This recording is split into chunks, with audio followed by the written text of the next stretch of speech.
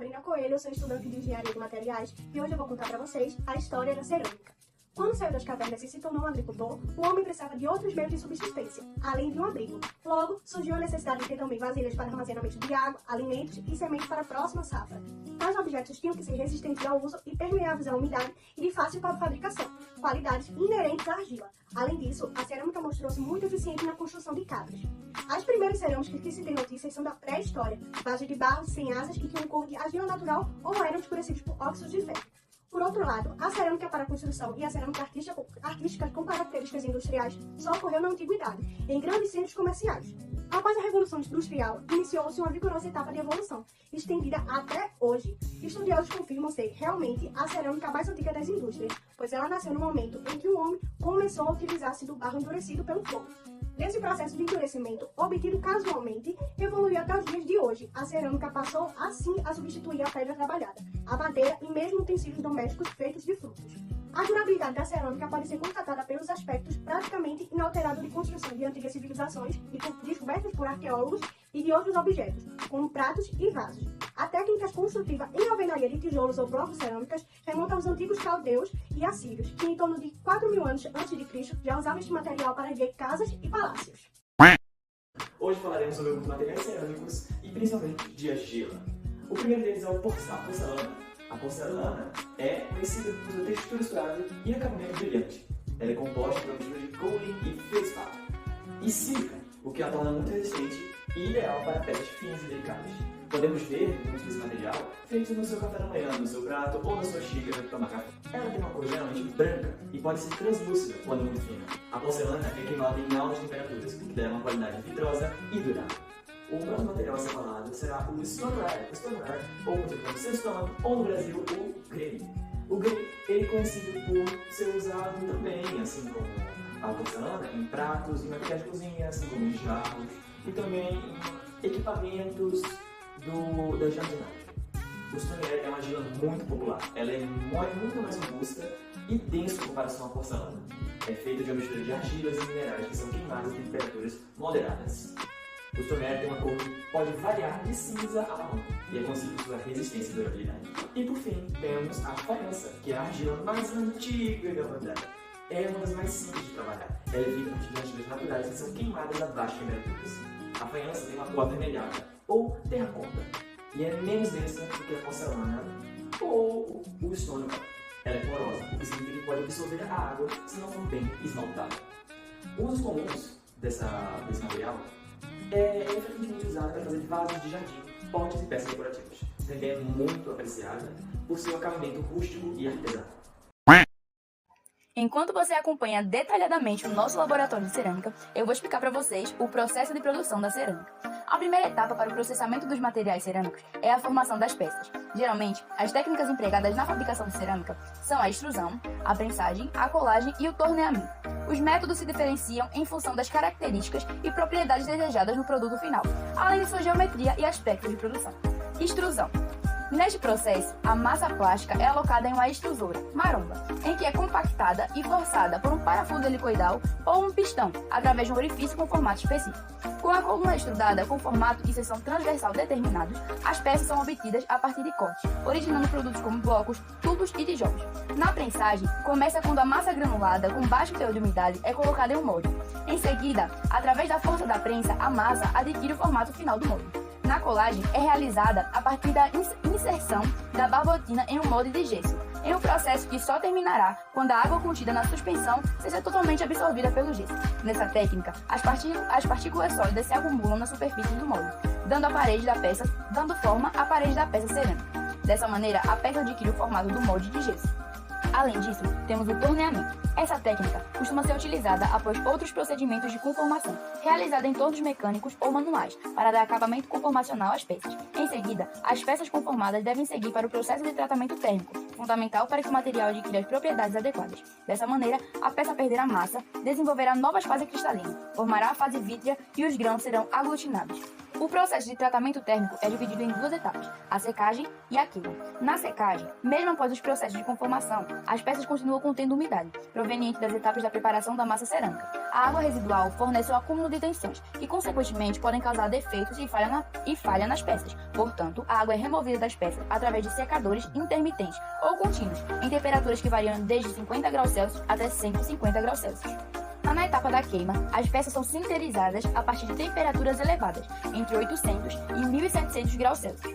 Os fornos contínuos ou intermitentes operam em 3 fases: aquecimento da temperatura ambiente até a temperatura da queima, sinterização e resfriamento até temperaturas inferiores a 200 graus Celsius. Esse processo pode levar de minutos até dias, dependendo do produto.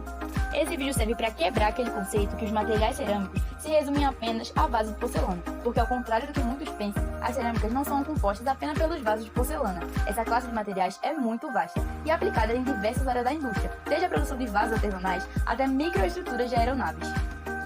Você piscou e nós já estamos no segundo vértice do nosso tetraedro. E se um dia alguém te perguntar o que são materiais cerâmicos, você vai ter com a resposta na ponta da língua. Você vai dizer que os materiais cerâmicos são os materiais inorgânicos constituídos por elementos metálicos e não metálicos, unidos por meio de ligações químicas. Na cerâmica artística existem 2 maneiras de ser fabricada. Manual, onde vai moldar a argila manualmente por uma base rotativa, sendo eletrônica ou mecânica. E por torno, você vai ter uma peça pré-seca, uma argila pré-seca, e você vai tornear com uma ferramenta até chegar à estrutura desejada. Após sua moldagem, a cerâmica é classificada pelo material de ser usado, o tipo de argila que for utilizada e também pela sua forma de fabricação. Diferentes tipos de fabricação e sua composição determina a sua resistência mecânica. A terracota é o mais básico que tem. Basicamente é a argila cozida, onde ela vai melhorar a sua resistência mecânica. E também tem o tipo de cerâmica vidrada, que ela é muito presente nos azulejos. Em sua composição tem o quartzo, o feldspato, a areia e a argila, onde para ser fabricada necessita de um calor superior para chegar não só cozir, mas sim um fundimento das matérias minerais. É muito comum também acontecer um verniz, um revestimento de esmalte para melhorar seu aspecto poroso, onde ela vai dar características estéticas com desenhos, pinturas e também vai dar uma resistência à cerâmica. Nos estudos avançados das cerâmicas, em relação à sua composição, suas resistências térmicas, mecânicas, suas classificações pela sua composição, é determinado as cerâmicas funcionais. As cerâmicas funcionais são classificadas por apresentar alguma característica ou comportamentos que vai diferir de outros materiais, como por exemplo, a sua capacidade de isolação ou até mesmo de condução elétrica, a sua propriedade química ou biológica que tem do determinado material, dependendo da sua composição, e também seu material de repulsão eletromagnética ou magneto. Os ímãs, por exemplo, que é o que mais cresce na indústria hoje em dia e sua capacidade de evoluir na ciência, né? Antes de mergulharmos nas aplicações, é importante entender por que a cerâmica é tão valiosa na engenharia. A cerâmica possui várias propriedades notáveis, por exemplo, dureza e resistência ao desgaste. As cerâmicas são extremamente duras e resistentes ao desgaste, o que as torna ideais para as aplicações que exigem alta durabilidade. Outro exemplo muito bom: resistência ao calor. Elas suportam temperaturas muito altas sem derreter ou se deformar. Também, resistência à corrosão. Cerâmicas não reagem com muitos produtos químicos, o que as torna resistentes à corrosão. Não reagem com muitos produtos químicos, o que torna a resistência à corrosão, diferente do ferro, que enferruja, por exemplo. A cerâmica ela se destaca. Então, podemos destacar as aplicações na engenharia. Por exemplo, engenharia de materiais. Podemos destacar as aplicações na engenharia. Por exemplo, engenharia de materiais. Componentes estruturais. Na engenharia de materiais, cerâmicas avançadas são usadas para criar componentes estruturais e reforços em materiais compostos, oferecendo uma combinação de força e leveza. Por exemplo, cerâmicas de alta performance são usadas em turbinas de aviões e motores de carros para suportar temperaturas extremas. Também podemos destacar a engenharia de processos, por exemplo, revestimentos e catalisadores. Em processos industriais, cerâmicas são usadas como revestimento em equipamentos que lidam com altas temperaturas e produtos químicos corrosivos. Além disso, cerâmicas funcionam como catalisadores em reações químicas, ajudando a acelerar o processo de forma eficiente e econômica. isoladores e substratos. Na engenharia eletrônica, cerâmicas são amplamente usadas como isoladores elétricos e substratos para circuitos integrados. Elas ajudam a... Podemos citar também engenharia eletrônica, isoladores e substratos.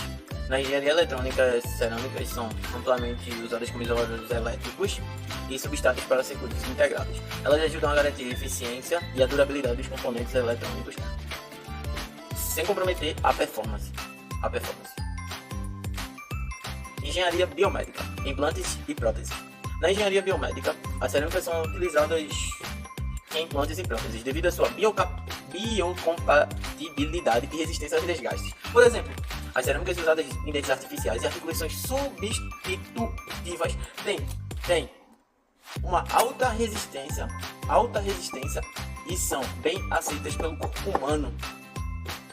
Engenharia civil, materiais de construções.